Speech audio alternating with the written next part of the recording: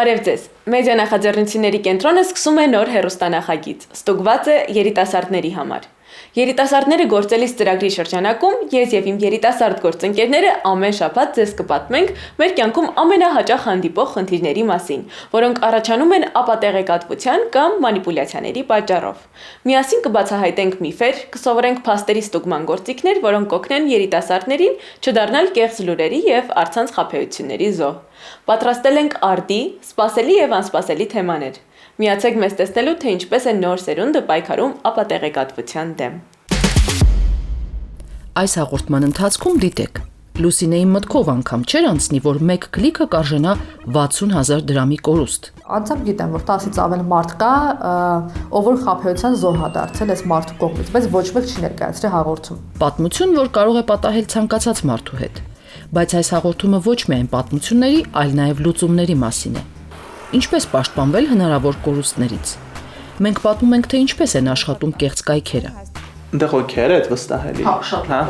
Մեր երիտասարդ գործընկերը կսովորեցնի պարզ ու գործնական քայլեր կեղծ կայքերը տարբերելու եւ կիբերխաբեություններից խուսափելու համար։ Ձեր անվտանգության առաջին քայլը տեղեկացված լինելն է։ Այս հաղորդմանը բացառիկ հնարավորություն ունենք ծանոթանալու ճանաչողական անվտանգության մասնագետ Թոմաշ Կրիշակի հետ։ Նա բացատրում է, ինչպես են մանիպուլյացիաները ազդում մեր մտածողության վրա։ Ինչ դեր ունեն ինֆլուենսերները տեղեկատվական միջավայրում։ Կարևորը տարբերել լուրջ տեղեկատվությունը ժամանցից։ Միայն այդպես կարող ենք պահպանել ազատ եւ որակյալ տեղեկատվական միջավայր։ Նրանք, ովքեր միշտ երազել են շատ ճամփորդել, բայց կարծում են, որ դրա համար բավարար գումար ու հմտություն չունեն, կարող են հետևել մեր երիտասարդ բլոգերի խորհուրդներին։ Իմացեք, ինչ միֆեր կան ճամփորդությունների հետ կապված։ Գնացինք բացահայտելու։ Հիմա Հայաստանում կան low cost-երներ, որոնց միջոցով կարող է շատ հեշտությամբ էժան ավիատոմսեր գնել։ Մնաց տոմսերը գնեմ։ Լսել եմ, եթե անձնական տվյալները չեն երևում, համակարգը ավելի էժան գին է առաջարկում։ Ինքը 50% միֆ է, 50% իրականություն։ Եթե ուզում եք չխաբվել, ճիշտ ընտրել ու կողմնորոշվել տեղեկատվական աղմուկի մեջ, ապա այս հաղորդումը հենց ձեզ համար է։ Մնացեք ու սովորեք մեզ հետ։ Մտովի պատկերացնում եք այն երջանիկ պահը, երբ որպես ֆուտբոլային սիրելի թիմի երկրպագու մարզադաշտում եք եւ բղավում եք գոլ, բարձր տրամադրությամբ հասնում եք տեղ, բայց անվտանգության աշխատակիցները չեն թողնում ներս մտնել։ Ճիշտ այդպիսի մի պատմություն տեղի է ունեցել մեր հերոսի հետ։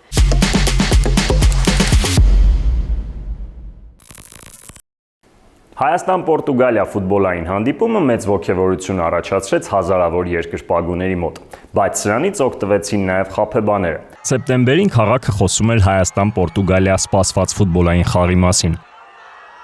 Շատ երկրպագուներ Ռոնալդոին սպասում էին օդանավակայանում։ Հազարավորներն էլ եկել էին նրան մարզադաշտում տեսնելու։ Լուսինեն որոշել էր իրեն եւ ընկերներին նվեր անել, գնելով խաղի 6 տոմս։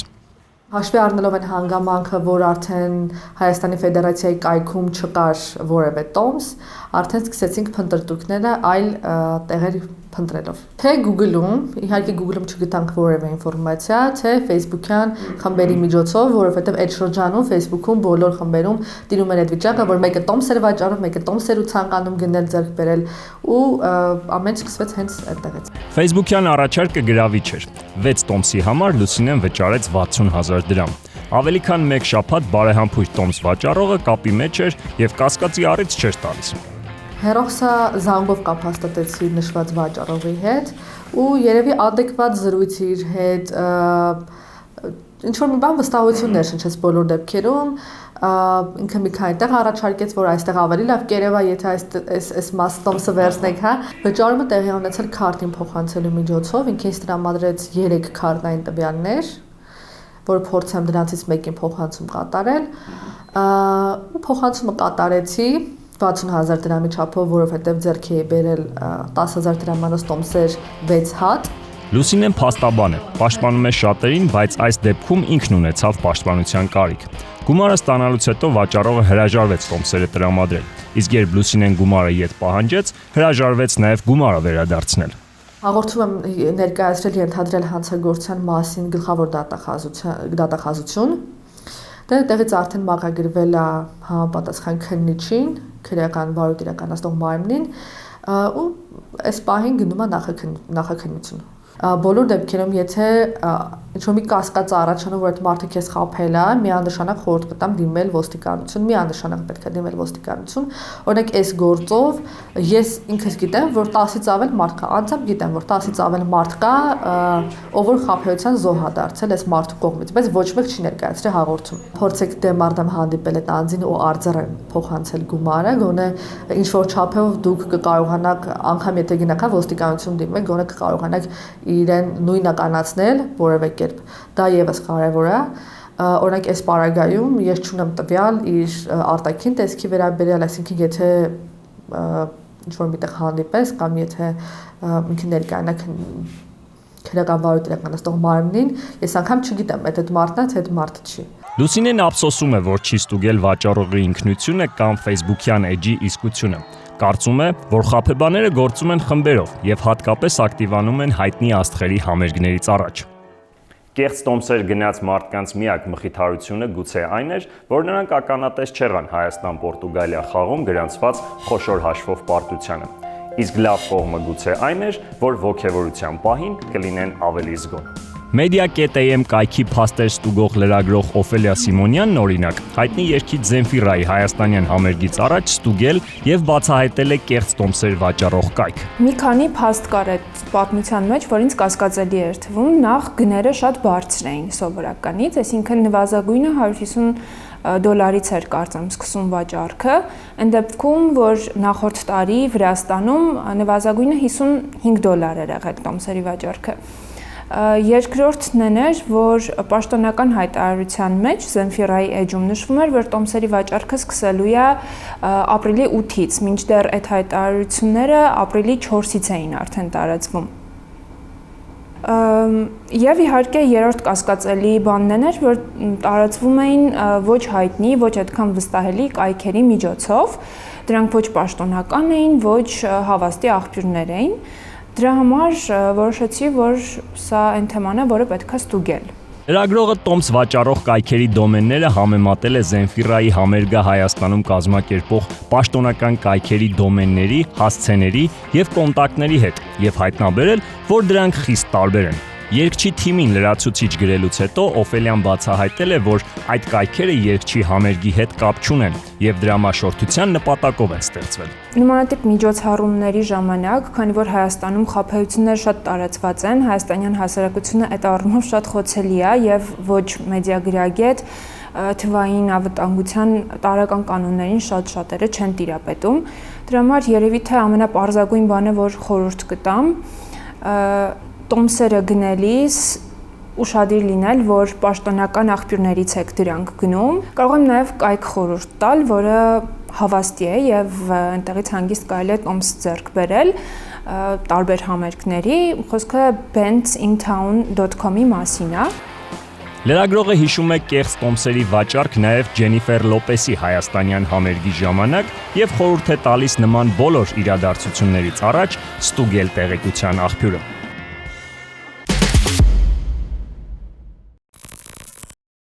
Նույնիսկ մենք, թվային դարում մեծացած մեր սերունդը, կամ ինչպես ընդունված է ասել Gen-Z-ին, կարող է դառնալ խաբեության զոհ։ Երբեմն ինքնավստահության, երբեմն էլ անփութության պատճառով։ Արդեն տեսակ, թե ինչ պատահեց կեղծ տոմս գնաց մեր հերոսի հետ։ Որպեսզի չընկնենք այդ հմայիչ ծուղակը, իմ գործընկեր Սուրենն այսօր ցույց կտա մի օգտակար գործիք, որով մի քանի վայրկյանում կստուգեք կայքի իսկությունը։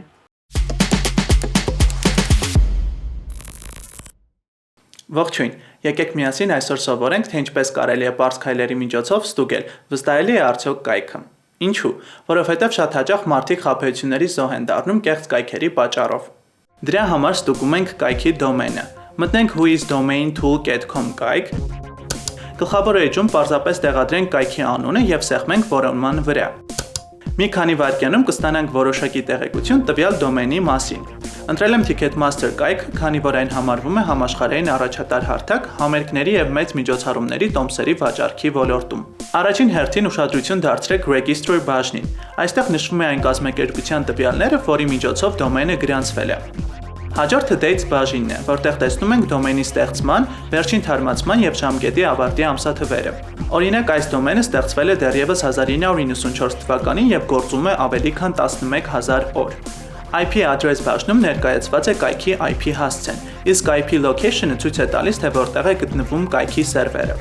Որոշ դեպքերում համակարգը նաև գնահատում է, արդյոք դոմենը կապված է եղել կասկածելի ակտիվության կամ սպամի հետ, ցույց տալիս տնօրենի անունը, կայքի նախկին սեփականատիրոջ տվյալները։ Ահա այս բարձ քայլերի միջոցով դուք կխուսափեք կիբերխաբեություններից։ Ձեր անվտանգության առաջին քայլը տեղեկացված լինելն է։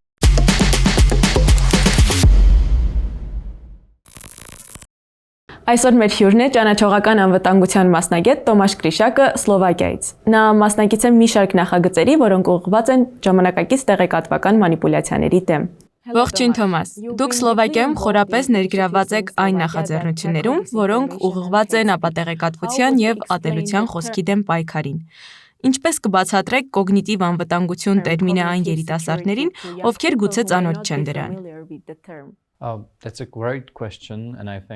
Հիանալի հարց է։ Եվ ըստ էության դա վերաբերում է անվտանգությանն ուղղված մեր ֆունդամենտալ ջանքերին, այսինքն նրան, ինչ մենք փորձում ենք անել ժամանակակից աշխարհում։ Մենք տեսնում ենք մարդկանց մանիպուլացնելու բազմաթիվ փորձեր, թե ինչպես նրանք զգան կամ ընկալեն աշխարհը։ Կոգնիտիվ բառը վերաբերում է ճանաչողությանը, իրականությունը տեսնելու մարդու կարողությանը։ Կոգնիտիվ անվտանգությունը շատ նման է տեղեկատվական անվտանգությանը։ Մարդը պետք է աշխարհը տեսնի, զգա, ճանաչի առանց մանիպուլյացիայի։ Ես գալիս եմ հետխորհրդային երկրից, որտեղ երկար տարիներ տարածված էր խորհրդային քարոզչությունը եւ իրական խոսքի ազատություն չկար։ Նման միջավայրում ապրելը, իսկ հետո 30 տարի ազատ աշխարհում, խոսքի ազատությամբ ապրելը, ինձ պարտավորեցրել է ինչ-որ կերպ նպաստել այդ արժեքը պահպանելուն եւ նոր սերունդներին փոխանցելուն։ Maybe obliged or I have a moral debt to actually do something to make it Դա շատ խոր անձնական մոտիվացիա էր այս ոլորտում լինելու։ So that was a very deep personal motivation to be in this field. Գիտեմ, որ դուք նաև այս թեմայով կոմիքս եւ խաղ եք ստեղծել։ Կպատմեք դրանց մասին։ So there were few comic books actually and the one Մեկը կոչվում է Hope, Hall of Positive Engagement։ Հույս, դրական ներգրավվածության սենյակ կամ տարածք։ Պատմությունն այն մասին է, թե ինչպես է քաղաքը բաժանվել թվային հարթակներում մարդկանց վարքի պատճառով։ Այստեղ փոխաբերություն եմ օգտագործել։ Մարդիկ այլևս մարդիկ չեն, նրանք դարձել են ատելության տարածողներ։ Պատմությունը մի հերոսի մասին է, ով փորձում է միանալ դիմադրությանը, այն խմբին, որը կոչվում է Hope, եւ ցանկանում է վերականգնել հանրային համերաշխությունը։ Նա խորհրդանշում է այն մարդկանց, ովքեր փորձում են ապատեղեկատվության ծուղակում հայտնված հասարակությանը փոխել, երկխոսության, փոխհասկացողության եւ հարգանքի միջոցով։ More cohesion, more understanding and more respect. Շատ դրական արձագանք ստացանք։ Նախկինում կոմիքսներ ունեինք նաև Ուկրաինայի մասին։ Ես այցելել եմ Սլովակիայի բազմաթիվ դպրոցներ, երբեմն անգամ նույն դպրոցները երկու անգամ։ Տեսել եմ, թե ինչպես են երեխաները մեծանում այդ կոմիքսներով եւ պատմում, թե որքան են հոզվել ընթերցելիս։ Կարծում եմ, կոմիքս ստեղծելը ճիշտ որոշում էր, քանի որ այն ավելի հասանելի է այս սերնդին, որը հիմնականում TikTok-ի եւ կարճ բովանդակության աշխարհում է ապրում։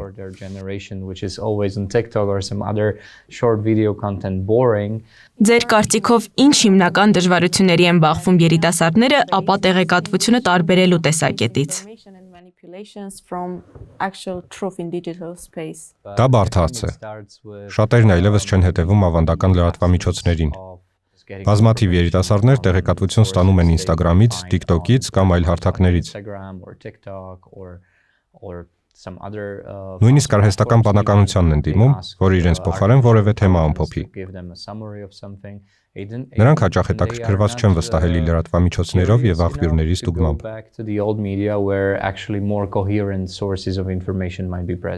Նոր սերունդը կախված է սոցիալական մեդիայից եւ ինֆլուենսերներից։ Ինչ դեր են նրանք խաղում ապատեղեկատվության տարածման կամ դրա կանխման գործում։ Նրանց դերը հսկայական է։ Այսօր ինֆլուենսերներն իրականում հանրային կարծիք են ձևավորում, չունենալով մեդիակրթություն կամ չիմանալով լրագրության էթիկա։ So there are a lot of challenges Սա մեծ խնդիր է։ Նրանց ազդեցությունը մեծ է, բայց պատասխանատվությունը չէ։ Կարծում եմ անհրաժեշտ է ավելի լայն քննարկում, թե ինչ ենք մենք ակնկալում ինֆլուենսերներից։ Շատերը լավ գումար են վաստակում եւ շքեղ կյանքով են ապրում, բայց խուսափում են պատասխանատվությունից։ Վերջերս մենք միջազգային թիմով փորձեցինք մշակել ինֆլուենսերների համար էթիկական վարքականոն։ Արդյունքը լավ էր։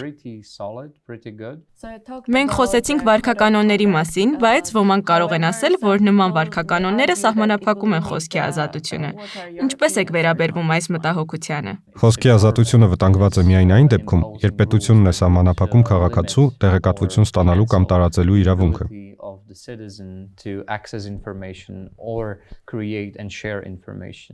Իսկ եթե խոսքը վերաբերում է վարքականոնին, որին ինֆլուենսերները կամավոր են հետևում, որևէ ձևով չի խախտվում խոսքի ազատությունը։ Բայց հանրությանը պետք է բացատրել, թե իրականում ինչ է խոսքի ազատությունը։ Հաճախ այն սխալ է մեկնաբանվում։ Ուստի շատ կարևոր է հավասարակշռել խոսքի ազատությունն ու պատասխանատվությունը։ Դուք դասավանդում եք մեդիագրագիտություն եւ քննադատական մտածողություն։ Ինչից եք հասկանում կամ ենթադրում, որ ինչ-որ մեկը չունի այդ հմտությունները։ Երբեմն ուսանողներին տալիս եմ տարբեր հարթակներից վերցրած բովանդակություն եւ խնդրում ասել՝ ճիշտ է, թե սխալ։ Հետո միասին քննարկում ենք, թե ինչ են մտածել իրենք որոշում կայացնելիս։ Այդ քննարկումների ընթացքում մարդիկ ինքնուրույն գալիս են այն մտքին, թե որքան բարդ է իրականությունը վերլուծելու եւ ճիշտ գնահատելու գործընթացը։ Թոմաս, իսկ ինչ պատասխանատվություն ունենք մենք որպես սոցիալական մեդիայի օգտատերեր ու բովանդակություն ստեղծողներ։ Պատասխանատվությունը յուրաքանչյուրից է կախված։ Անհրաժեշտ է ուշադրություն դարձնել այն բովանդակությանը, որը տարածում ենք, եւ միշտ ստուգել փաստերը նախքան դրանք ուրիշին ուղարկելը։ Ես հաճախ հարցնում եմ ուսանողներին, ո՞րն է ձեր սիրած ինֆորմացիայի աղբյուրը, եւ նրանք նշում են Instagram-ի էջեր, չիմանալով դրանց հեղինակին։ Դա վտանգավոր է։ Մենք պետք է գնահատենք աղբյուրների հեղինակությունը եւ տարբերենք ով է իրական վստահելի տեղեկատվություն տրամադրողը։ Յուրաքանչյուր մարդ գտնում է իր ճանապարհը, բայց կարևոր է գիտակցել, եթե ուզում ես հասկանալ աշխարհը, պետք է օգտվես վստահելի աղբյուրներից։ Հատկապես երբ խոսքը վերաբերում է լուրջ թեմաներին, քաղաքականություն, անվտանգություն, տնտեսություն, պետք է ստուգել, արդյոք տեղեկությունը գալիս է հուսալի տեղից։ Իսկ զվարճանքի համար կարելի է նայել ցանկացած ինֆլուենսերի տեսանյութ։ Կարևորը տարբերել լուրջ տեղեկատվությունը ժամանցից։ Միայն այդպես կարող ենք պահպանել ազատ եւ որակյալ տեղեկատվական միջավայր։ Շնորհակալություն։ Ասում են ճամփորդությունը աշխարհը բացահայտելու լավագույն ձևն է։ Ստուգված է երիտասարդ թիմը որոշել է բացահայտել ոչ թե աշխարհը, այլ ճշմարտությունը, ճամփորդության հետ կապված տարածված պնդումների վերաբերյալ։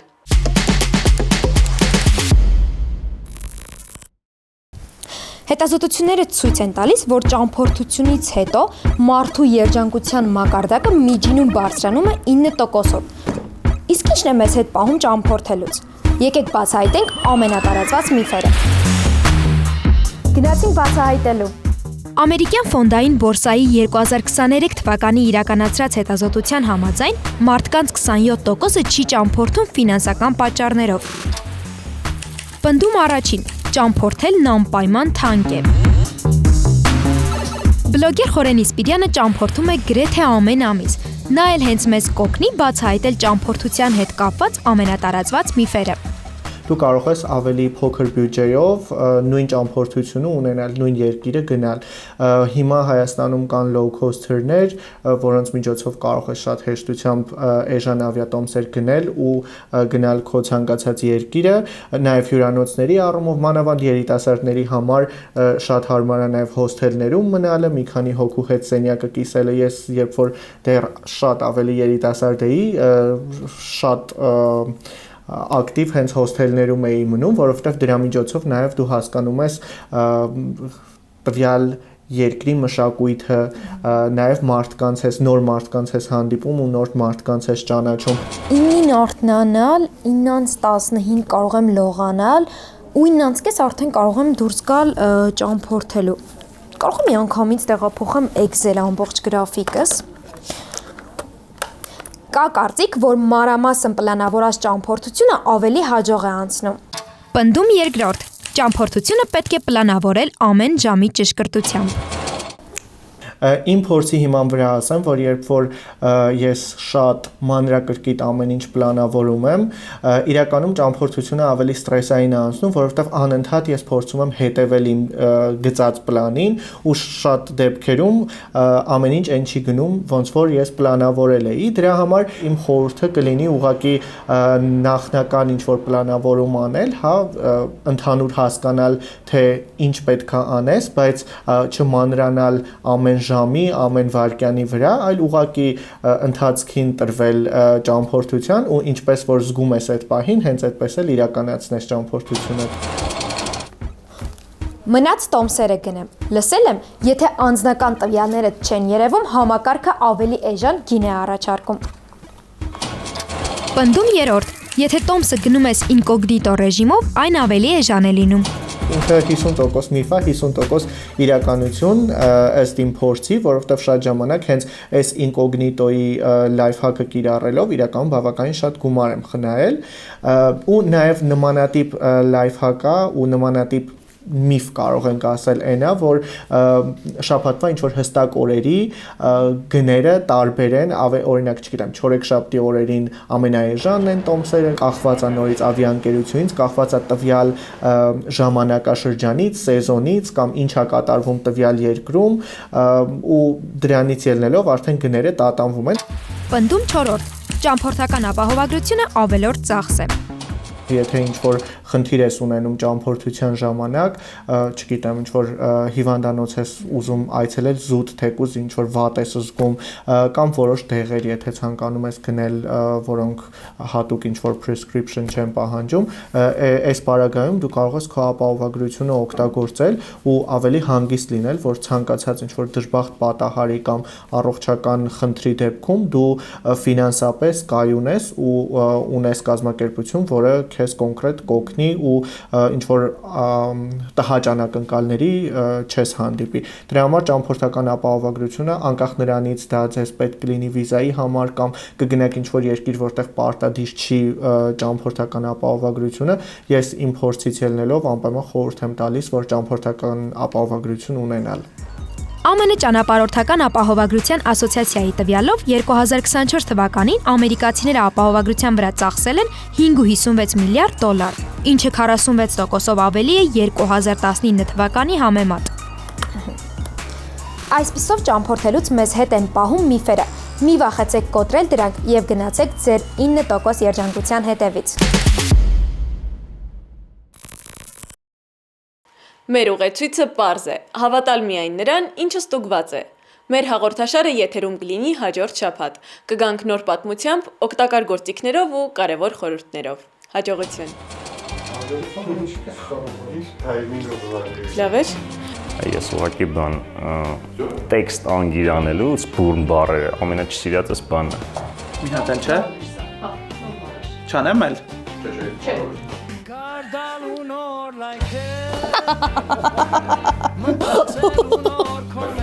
Սկալիս է գլխիս տանես։ Ոյ, ես մցապա։ Իսկ ես որ մատեից ես երևում են սխալ է, չէ երևի, ավելի լավ է չէ։ Հա։